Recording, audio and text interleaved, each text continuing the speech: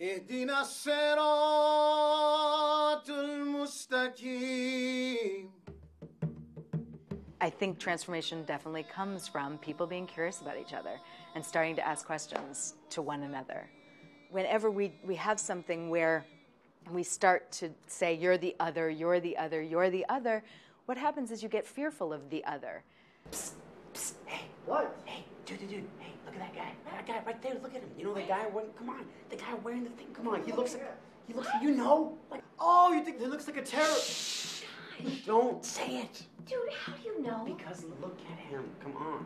The whole mission of the project is to sort of confront the things that are hindering peace in our communities and creating conflict. And so when we started to work on this pilot in New York City, the thing that emerged that was so prevalent was this whole idea of 9/11 and the barriers that have gone up. Before, it was like some people saw me as strange, but they didn't really pay me any mind. Some people might have thought I was a nun. You know, after 9/11, it was like now I was like this Muslim, and there's something wrong with me.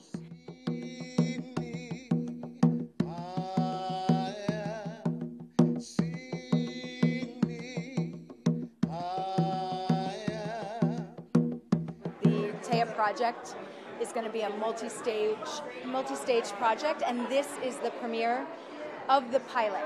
So it's the very first thing we're really doing. We collected about 30 stories from individuals throughout the New York area about their experiences after 9/11 and how that's affected them. And now what we've done is created a piece, a theatrical performance piece. Towers fall. First one, then another.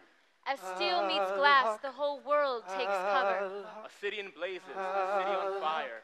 Broken in pieces, down to the wire. Crystal and I started doing the interviews in March, beginning of March. Yeah. And we would do maybe like 3-4 a week. We did interviews where we had planned the interviews, and then we did interviews where we just went up to people on the street and asked them questions and see how they felt. We called them interviews, but they were much more conversations. They were much more, tell me who you are. Tell me what you care about, what matters to you. How have things changed since 9/11, if they have? And if they have, what decisions have you made then based on those changes? We gathered all that information, and then we started the writing process. Everything is based on the interviews. Some of it are direct quotes. Some of it, we've combined two interviews to make this one character. The bar scene's based off an actual bar competition I had in Florida with this conspiracy theorist. So, there's like 10 people there, so there's a combination of groups as well as individuals. Look, okay, let's look at the facts, all right?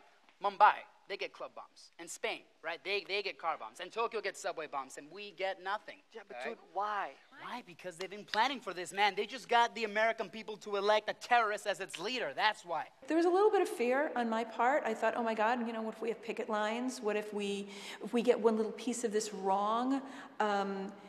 You always want to walk the line between evoking and provoking. Yeah, when he starts to move his head, it becomes like a bobblehead. Yeah. I was talking to a friend of mine who happened to be Muslim, and I asked him if he knew anyone that was enlisted in the army. Because, my brother's enlisted in the army, but my brother is not Muslim, he's Catholic. So I wanted to get the perspective of a Muslim who'd enlisted and who had actually done a tour. So this guy, he had a cousin who'd enlisted in the army. He'd done 3 tours in Iraq. And the first time he did a repeat tour, he actually volunteered to do it. You just said you're going back. Tell me, you gotta say something. I have to. Okay. They want you to, or they're making you. Which one is it? You don't make any sense. What if I want to go back? Look, the war isn't over, and I'm not going to sit here and watch it on the news. So what, I'm supposed to sit back and watch you go off there and die? No, you don't understand. What? What don't I understand? Did you want to go back to that hellhole? Did you want to go over there and kill innocent people? Because the people that are dying over there are not just the people that blew up those buildings. It's innocent people. Women and children are dying. Muslims, like you. I did wonder about a project about Muslims and non-Muslims with being run and produced by people who aren't Muslim or have any significant relationship to that.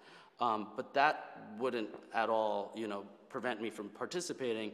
I just wondered how it would turn out. And that was something that worried us. We definitely were like, what are people going to think when they see this? These people doing a show about being Muslim, and none of them are Muslim. What are people going to think? So we were a little bit scared, a little bit worried.